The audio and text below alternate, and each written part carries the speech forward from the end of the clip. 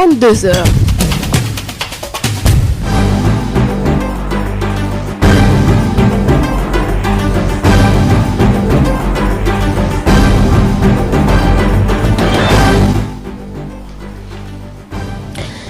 Bonsoir et bienvenue dans ce journal. Les titres, c'est dans un instant. Boubacar Sadio, ancien commissaire de police, est en état d'arrestation.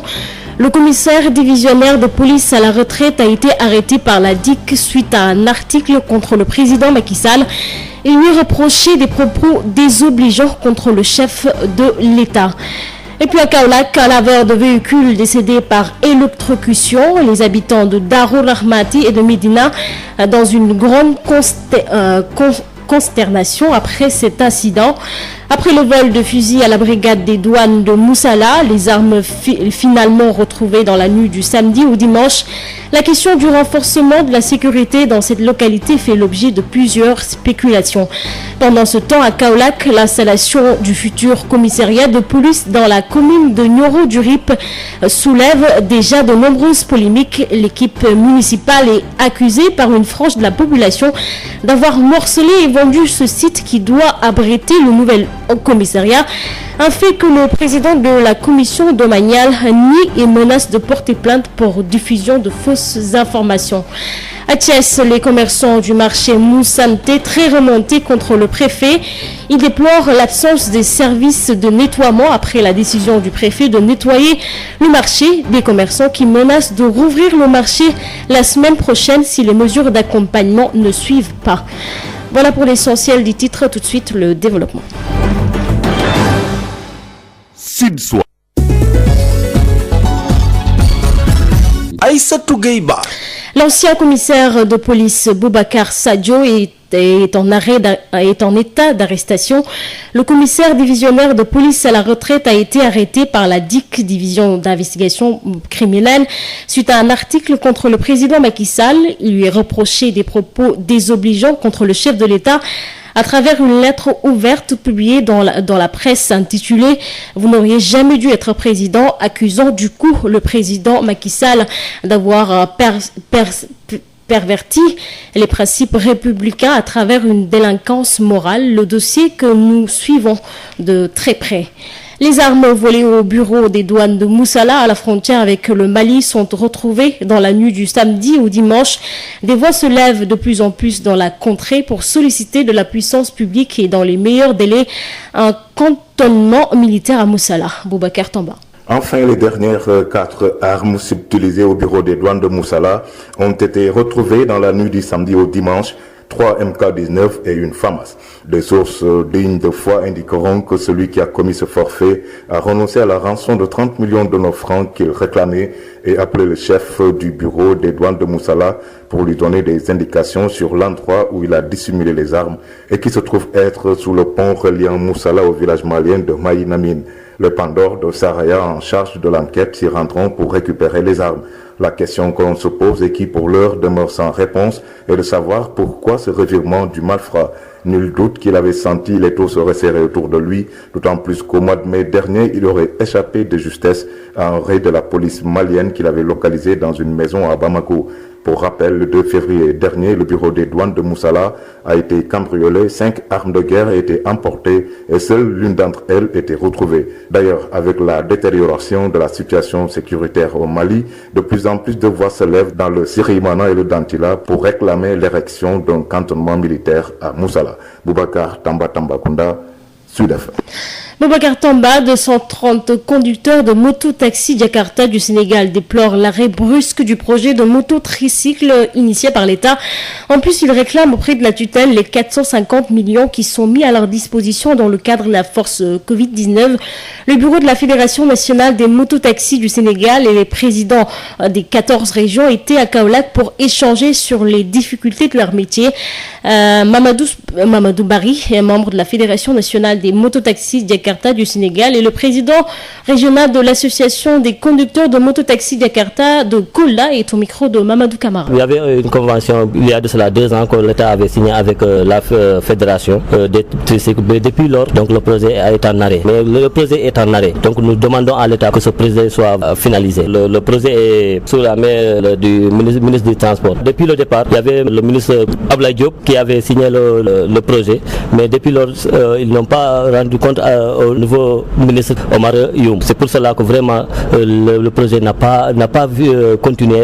En tout cas, nous pouvons remercier le président de la République, son Excellence M. Macky Sall. Le président a donné les Jakartaman de 450 millions. Nous, ce qu'on demande, c'est que 450 millions vraiment soient mis à la disposition de la fédération. Vraiment que nous puissions mettre en place nos projets. La fédération a beaucoup de projets concernant les Jakartaman pour aboutir à nos projets. Donc c'est ce que nous demandons vraiment à l'État. Ce qu'on demande à l'État en tout cas, c'est de mettre l'argent à la disposition de la fédération. Parce que de répartir l'argent entre les régions, je dirais que je ne dirais pas que ce n'est pas important, mais il y a plus d'importance que de mettre ça à la disposition de la fédération. À partir de là, la fédération peut faire les autres régions, des autres associations des régions pour pouvoir comment essayer de monter soit des GIE ou bien des coopératives pour pouvoir vraiment bénéficier effectivement des financements ou bien des formations ou bien même aller même régler leur propre emploi à travers de ces 450 millions. On peut réaliser beaucoup de choses. Bon, actuellement, nous sommes environ à 230 000 Jakartaman qui sont là. Ici au Sénégal, il y a plus de 250 000 Jakartaman qui sont là.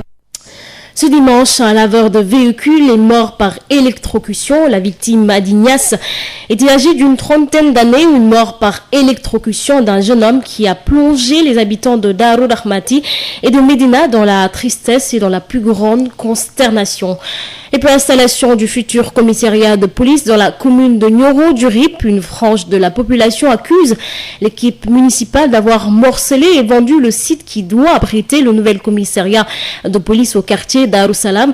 Selon Abdoulaye Ba, le maire de Nioro du Rip, ses propos sont des contre-vérités. Il pense que la priorité est d'accélérer le projet pour le renforcement de la sécurité dans le département de Nioro du Rip. Reportage Mamadou Camara. Depuis quelque temps, l'érection du commissariat de police dans la commune de Nioro du Rip a fait l'objet de controverses. D'abord, le comité pour la défense des intérêts du complexe culturel de Nioro du Rip s'est catégoriquement opposé à son installation provisoire dans les locaux du dit complexe. Ensuite, certains ont soupçonné la municipalité d'avoir morcelé et réattribué le site qui doit abriter le futur commissariat de police sise au quartier Darussalam à de tierces personnes. L'édile de la commune de Nioro du Rip dément formellement. Abdoulaye Ba. Le site a été octroyé depuis 2014. Le conseil municipal avait délibéré octroyer un site. Nous attendons vraiment que ce site-là soit mis en valeur. Officiellement, nous n'avons pas reçu une lettre du ministre de l'Intérieur nous disant de lui attribuer le complexe. La voie officielle a envoyé une mission à Nioro il y a 2 mois. Bientôt, les travaux vont démarrer. Ce que nous avions fait pour abriter les sapeurs-pompiers, nous pouvons le faire pour abriter la police. Ce qui est important dans un premier temps, c'est de tout faire pour que Nioro puisse bénéficier d'un commissariat de police. Dans ce contexte de lutte contre le terrorisme, ce n'est pas normal que jusqu'à présent un département comme Nioro ne puisse pas bénéficier d'un commissariat de police. Que le commissariat soit au centre culturel ou bien qu'il soit ailleurs, nous, ce qui nous intéresse, c'est que Nioro puisse en bénéficier. Je remercie personnellement M. le ministre de l'Intérieur, Alain Ndiaye. Récemment, il a envoyé une mission. Nous attendons les conclusions de cette mission. Ce n'est pas normal qu'un département frontalier, qu'un foyer religieux comme Nioro, qui habite des événements, le Madjad de Porkhan, le Madjad de Darussalam, toutes ces considérations prises en compte, Nioro doit bénéficier de même si la gendarmerie est là, la police a son rôle à jouer. Les bandes ont attaqué une boutique d'un commerçant très célèbre à Nioro. Ils l'ont battu sur la dernière à ses blessures. Que la terre vraiment lui soit légère. Le conseil municipal de Nioro du Rip défie ceux qui ont agité cette question d'apporter des preuves matérielles de leur allégation. Kaoula, Mamadou Camara, Sud FM. Justement, le président de la commission domaniale a réagi face à ces accusations et prend en témoin les autorités policières, le préfet du département de Nioro et les responsables de la DSCOS. Il menace également de traduire l'affaire devant la justice pour divulgation de fausses informations. Maïba, que nous écoutons toujours à votre micro. Une mission de la DSCOS, sous instruction et sur demande du préfet du département, avait fait une descente sur le site pour constater de visu l'état du terrain. Ils ont constaté que le terrain, contrairement à tout ce qui a été dit, ne souffre d'aucune menace. Et mieux encore, pendant le mois de Ramadan, la direction de la construction de la police nationale était de passage à Nioro. Sur instruction du préfet, cette fois-ci, le premier adjoint au maire, moi-même et un autre conseiller avions accompagné la direction des constructions et nous avons fait une descente au niveau du site. Donc la mission était composée de plusieurs éléments de la police et eux-mêmes aussi, ils ont constaté que véritablement ce site-là ne souffre d'aucune menace. En son temps, la directrice nationale de la police avait demandé 2000 m².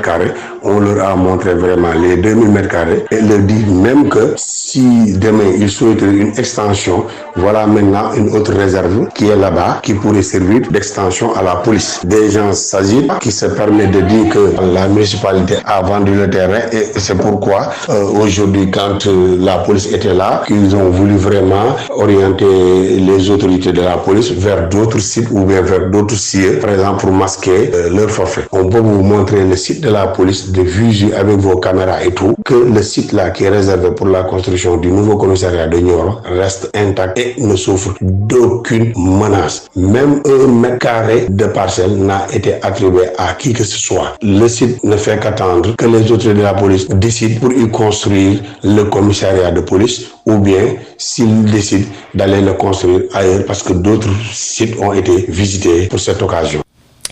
Direction Thiès, où les commerçants du marché Moussante sont très en colère en cause de l'absence des services de nettoiement. Malgré le respect des fermetures arrêtées par le préfet du département, les commerçants menacent d'ouvrir le marché dimanche prochain si les mesures d'accompagnement ne suivent pas.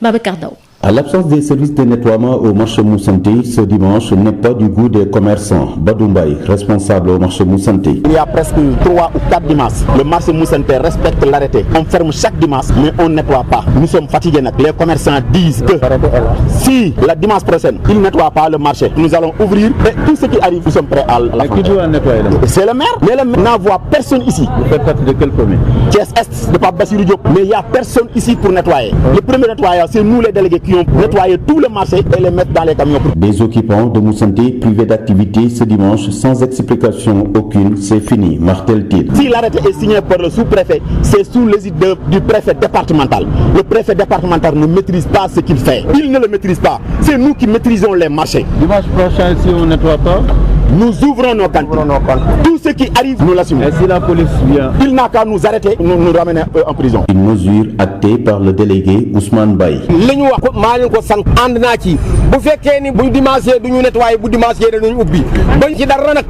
Ainsi, après la colère des commerçants du marché central de Thiès dimanche dernier, Moussante a pris le relais ce dimanche. L'absence de mesures d'accompagnement à l'arrêté de fermeture des marchés un jour dans la semaine, ce qui pose encore la lancinante problématique du ramassage des ordures dans la cité du Rail.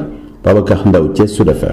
Babacar Ndao, un ASC, un chant à la place des Nawetan 2020, une initiative de la commune de Koul pour accompagner la jeunesse de la localité en cette période d'interdiction de rassemblement public à cause de la Covid-19. Le maire offre à chaque ASC des semences et engrais. Babacar Sow. Lancement du projet Une ASC, un champ suite à la restriction des activités de masse à cause de la Covid-19. La commune de Koul dans le département de Tivaouane veut occuper la jeunesse durant la période des Navétanes en les encadrant dans les activités champêtres. Une dizaine d'ASC avec chacune 100 kg de semences d'arachide et d'engrais offert par la mairie de la dite localité. Modou Fall, maire de la commune de Koul. Une ASC, un champ à l'approche de l'hivernage. Les ASC ont été convoqués pour recevoir ces semences-là. Chaque ASC, elles sont au nombre de 11, recevra 100 kg d'arachide décortiqué, plus 150 kg d'engrais pour les accompagner. Car cette année, avec cette pandémie-là, ce n'est pas sûr qu'il y aura des navétanes, qu'il y aura du football. Ici à Koul, on veut que les navétanes se passent dans les champs. C'était en présence des dirigeants du mouvement navétane du département de Tivaouane, avec à sa tête son responsable moral, Pape Mahed Djité. Ils invitent la jeunesse de Koul à bien faire pour avoir plus d'ASC dès la saison prochaine. Amadou Niambou Sambou, premier vice-président chargé de la CQRP de l'ORCAV de Thiès et membre de l'ODECAV de Tivaouane. Le maire a fait ce qu'il devrait faire. Maintenant, c'est au tour des ASC de faire ce qu'ils devront faire. Montrer le bon exemple. Mettre toutes leurs forces pour qu'à la fin, pour qu'à l'évaluation, qu'on puisse dire on n'a pas regretté de vous aider. Au finish, nous voudrions qu'en faisant le tour, nous dirons que nous sommes satisfaits et que l'année prochaine, qu'on puisse avoir au moins 30 ASC ou bien 40 ASC qui seront financés. Des ASC qui vont mettre en place des comités de suivi pour une surveillance des champs avec en finalité la mise en jeu d'un trophée pour récompenser la meilleure ASC. Modoufal, président de la zone de Koul. Nous allons organiser des comités de suivi. Nous allons faire des visites de champs. On n'a pas encore commencé à semer l'arachide. Mais une fois que c'est fait, nous allons faire des tournées. Soit on va partir avec le maire ou bien des membres du comité du conseil municipal. Nous allons faire un suivi. Comme le maire l'a dit aussi, on va mettre un trophée pour la compétition, mais aussi pour féliciter l'ASC qui va réussir. Tivaouane, Babacar Sow pour Sud FM. Voilà, place à l'essentiel de l'actualité de la semaine avec Josette Kali. Bienvenue à toutes et à tous, vous écoutez la rétrospective des faits saillants de la semaine sur Sud FM. Explosion d'une mine anti-char dans le sud du pays en début de semaine. L'armée sénégalaise perd 2 de ses éléments et enregistre des blessés. Ignace Ndeye. L'accident est survenu en début d'après-midi dans le village Mbissine-Gagnon. C'est dans la commune de Adayan, dans le département de Ziguinchor. C'est un véhicule de l'armée qui a sauté sur une mine anti-char, faisant 2 morts dans les rangs de l'armée. 2 autres soldats ont été grièvement blessés au cours de cet accident. Car il y a 48 heures qu'un autre véhicule de l'armée avait sauté sur une mine dans le village appelé Le Feu. Le Feu, c'est dans le nord Xinjiang, dans le département de Bignona. 6 militaires s'en sont sortis avec des blessures. Mais l'accident à part mine de ce lundi qui a fait 2 morts et 2 blessés est survenu dans la même zone où des militaires ont sauté sur une mine il y a également moins d'une semaine. 3 blessés, dont un grave, amputé de la jambe dans cet accident par mine. Il faut le dire que le bilan est lourd. 2 morts et une dizaine de blessés dans 3 accidents par mine dans 2 zones différentes en moins de 10 jours. La situation commence sérieusement à inquiéter, surtout que cette recrudescence d'accidents par mine qui touche l'armée survient dans un contexte où l'armée sénégalaise accompagne le retour des populations dans leur secteur de Mbissine, mais également dans le cadre des opérations de lutte contre le trafic illicite de bois, mais également des bandes armées, comme évoqué dans le communiqué. Le bilan s'est alourdi 48 heures après. Le mercredi, un des militaires blessés a succombé à ses blessures, ce qui porte le nombre à 3 décès du côté de l'armée. Échange de tirs ce vendredi dans la forêt de Singher-Diola et de Mbissine entre les forces armées et les combattants du mouvement des forces démocratiques de Casamance. L'armée y mène des opérations de sécurisation après que des réfugiés soient chassés par des rebelles au motif que c'est une zone de guerre. Moussa Dramé. Depuis les premières heures de la matinée de ce vendredi, des tirs nourris à l'arme automatique sont perceptibles dans les forêts de Singher et de Mbissine dans l'extrême sud du pays. Selon nos sources, l'armée y mène des opérations de sécurisation en y renforçant sa présence. Un appareil des forces armées survole l'espace en appui aux troupes au sol qui cherchent à repousser les combattants du mouvement des forces démocratiques de Casamance. Mardi dernier, ces éléments du MFDC ont chassé la dizaine de familles retournées la veille au Bercail à Singher-Diola après 28 ans d'exil et d'errance. Mamadou Bakary Goudiaby est l'un des habitants de Singher-Diola. On a vu sortir 3 personnes. Un était derrière moi et un était derrière mon frère là. Le 3e était devant nous. Et ils nous ont dit que c'est vous qui êtes là-bas. On leur a dit oui. Ils nous ont demandé pourquoi vous êtes là. On leur a dit que nous sommes là, c'est notre village d'origine, nous sommes en guerre, vous venez là. Vous avez eu la chance, sinon on va éliminer tout le monde ici. Ils ont dit mettez votre bagage là-bas et partez. Le chef de village de Singher-Diola, Djibril Badji, manifestement très affligé, rappelle leur volonté de retourner à leur foyer d'origine. Malgré qu'on nous a contraint de quitter les lieux, on prend acte, mais on n'y renonce pas. On compte toujours habiter dans notre village. Parce qu'on n'a pas un autre village, on n'a que Singher. Le 2e adjoint au maire de Kaour n'a pu s'empêcher d'écraser quelques gouttes de larmes face à cette vague de population venue trouver refuge à la mairie. Yuba Sonko. Moi, je suis né dans cette guerre. Je suis né à Singher-Baynou. Vraiment, ces populations-là, ils sont fatigués, entièrement fatigués. Moi-même, hier, j'avais pleuré. Parce que vous voyez ces vieux-là, ces braves dames-là, ils étaient venus avec tout le bagage. La commune s'est engagée pour aller les accompagner. Les villages de Singher-Diola et de Mbissine sont à l'abandon depuis 1992 et depuis, les multiples tentatives des habitants d'y retourner n'ont pas abouti. Le mouvement des forces démocratiques de Casamance tient à contrôler la zone, mais ces derniers jours, l'armée y a renforcé sa présence et les échanges de tirs opposent les 2 camps. Mais l'armée de son côté rassure avoir le contrôle de la situation. Éducation, la reprise des cours pour les classes d'examen est annoncée pour le 25 juin prochain. Le gouvernement a également fixé de nouvelles dates pour les examens. Le calendrier scolaire sera réaménagé par décret. L'année scolaire 2020-2021 va débuter dans la première semaine du mois de novembre. Écoutons à ce propos Mamadou Talla, ministre de l'Éducation nationale. Les ministères concernés ont pris les dispositions nécessaires pour reprendre les enseignements et apprentissages le 25 juin 2020. Terminale, 3e, CM2, les classes d'examen professionnels, en plus des élèves maîtres. Les examens sont prévus à partir du 20 août 2020. Pour le calendrier des examens, CFE est entré en 6e à partir du 20 août 2020. Pour le BFM, à partir du 14 septembre 2020. Les sessions de remplacement sont prévues à partir du 15 octobre. Pour le baccalauréat, l'anticipé de philo se déroulera le 12 août 2020. Baccalauréat technique à partir du 31 août 2020 et le bac général à partir du 2 septembre 2020. Session de remplacement à partir du 12 octobre 2020. Pour l'ensemble des examens professionnels, CAP, BEP, BT, BTS, à partir du 3 août jusqu'au 30 septembre. Le calendrier scolaire sera donc réaménagé par décret pour intégrer la période d'examen prévue durant tout le mois de septembre et la nouvelle année scolaire 2020-2021 débutera alors dans la première semaine du mois de novembre 2020. Pour garantir le déroulement des enseignements et apprentissages dans des conditions optimales, il nous faut relever ensemble de nouveaux défis, dont la prise en charge sanitaire et l'appui psychosocial nécessaire des enseignants et élèves en cas de contamination. Deuxièmement, la prise en compte des risques d'inondation, l'adaptation des contenus pédagogiques et des modalités d'organisation des examens et des concours, et la continuité pédagogique pour les classes intermédiaires. Lancement du front multi-lutte Doina. Ce front regroupe 10 organisations qui visent à fédérer toutes les forces vives de la nation dans la lutte pour la préservation des intérêts des populations.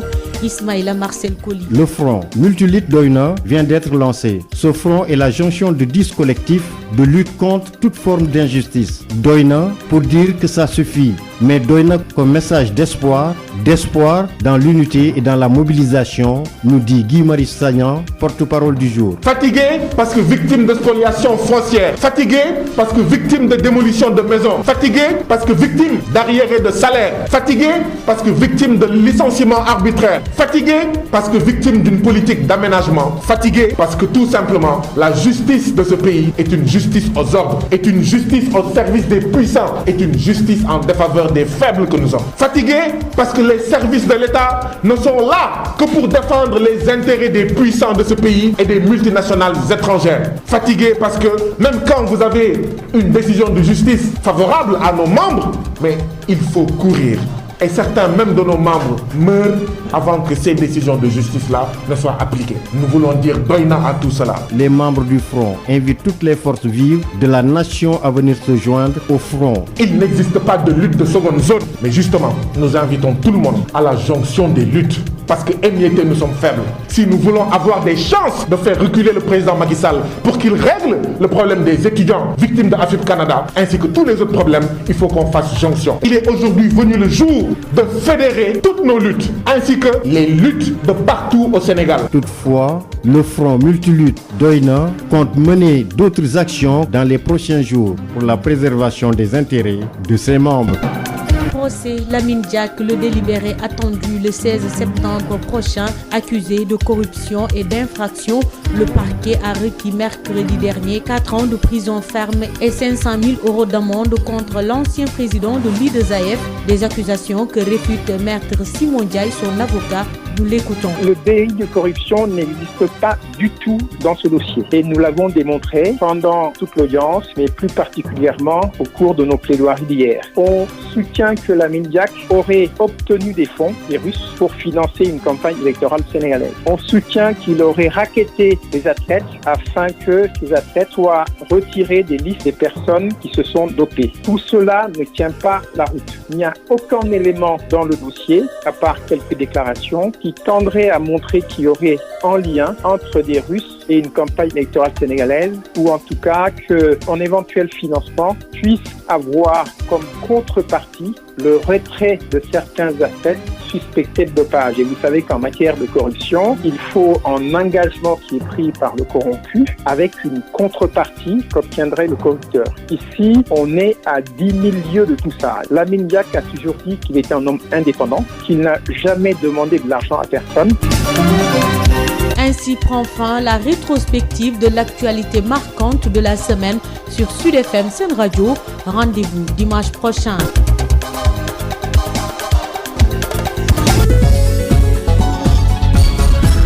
Aïssatou Gueye-Ba. Boubacar Sadio, ancien commissaire de police, est en état d'arrestation. Le commissaire divisionnaire de police à la retraite a été arrêté par la division d'investigation criminelle suite à un article contre le président Macky Sall. Il lui reprochait des propos désobligeants contre le chef de l'État à travers une lettre ouverte publiée dans la presse intitulée « Vous n'auriez jamais dû être président », accusant du coup le président Macky Sall d'avoir perverti les principes républicains à travers une délinquance morale, un dossier que nous suivons de très près. À Kaolack, laveur de véhicules décédés par électrocution, les habitants de Darou Rahmati et de Médina dans une grande consternation après cet incident.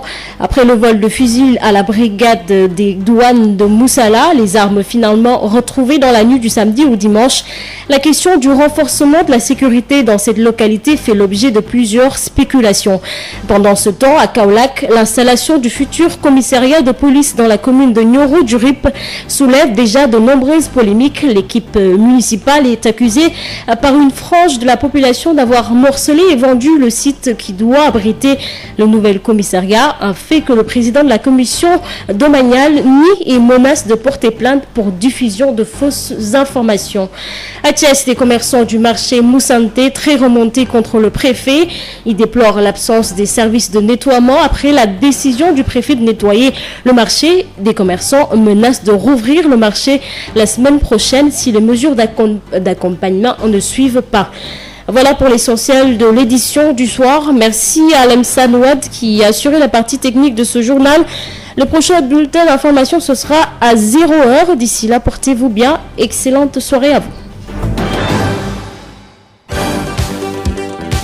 Où que vous soyez à travers le monde, téléchargez l'application Sud FM Radio Sénégal pour écouter en direct ou en replay vos émissions préférées. L'appli Sud FM Radio Sénégal est disponible sur Android et Windows Phone. Sud FM, première radio privée du Sénégal.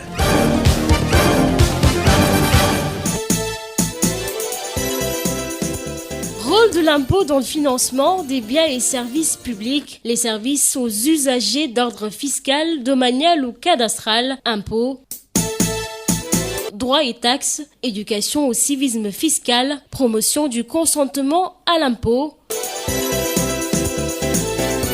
Sud FM, en partenariat avec la Direction Générale des Impôts et Domaines, vous propose Sud Fiscalité. Désormais, plus rien ne vous échappe quand il s'agit de parler de fiscalité au Sénégal. Avec Sud FM, la Direction Générale des Impôts et Domaines se met à votre écoute pour mieux vous informer. Rendez-vous tous les 15 jours sur Sen Radio et à travers toutes nos plateformes.